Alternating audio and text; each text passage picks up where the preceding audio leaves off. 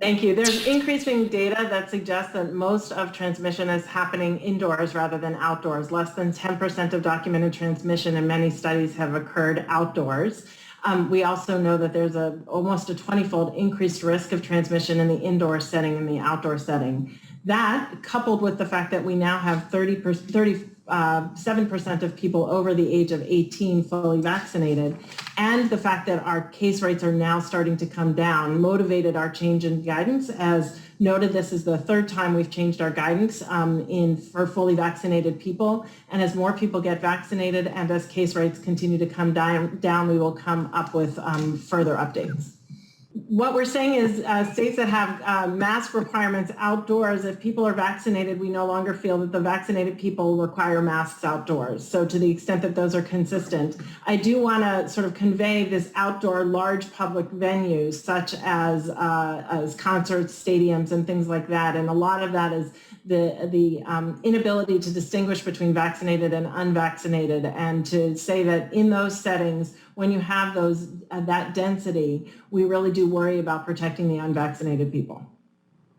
I think the general guidance is to ensure that people start getting vaccinated. And we do know that if you are vaccinated, it is safe to be outdoors without a mask. And the general guidance is the more and more people who get vaccinated, the more you'll have more people who are safer without masks. So get vaccinated. And if you are, then it's safe to be outside without a mask.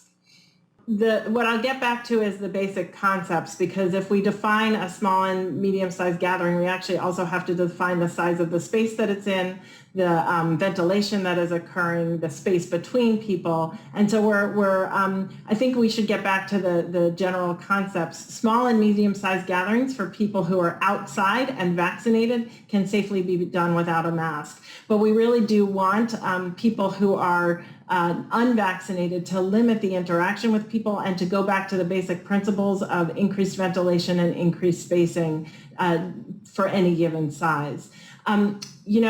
Several weeks ago when I had this feeling of impending doom and I articulated that, and I had, case rates going up, vaccinations growing, but not where we needed to be, and deaths continuing to climb. As I look at the curve now, it's stabilizing, it's coming down. The vaccinations have continued to grow in an extraordinary way. I think we really do need to get more and more people vaccinated. As Kristen noted, we need to sort of combat the hesitancy that is out there, meet people where they are, and encourage everyone to get vaccinated. But as I see more vaccines getting into people's arms, more and more people being willing to do so, confidence increasing, and then I match that with the cases that are starting to stabilize, plateau, and come down, as well as Dr. Fauci's slides that demonstrate when the other countries have been a little bit ahead of us and shown that when those vaccinations continue to soar and the cases plummet, that we should be in good shape.